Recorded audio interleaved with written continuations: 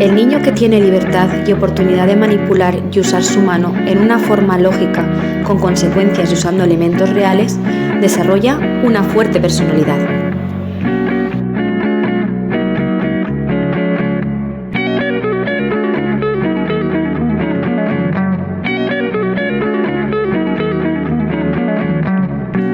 El niño y la niña que han aumentado su propia independencia con la adquisición de nuevas capacidades solo podrán desarrollarse normalmente si tienen libertad de acción.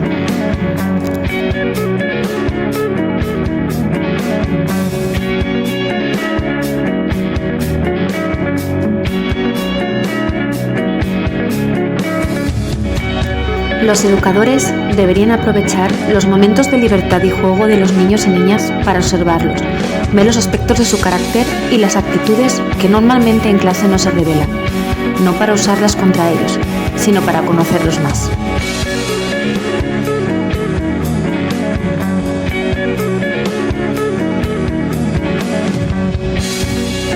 En Educapar pensamos que cualquier ayuda necesaria es un obstáculo para el desarrollo.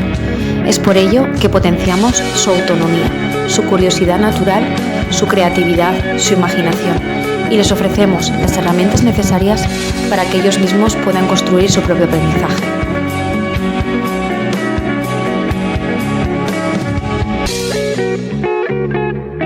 La primera tarea de la educación es agitar la vida, pero dejarla libre para que se desarrolle.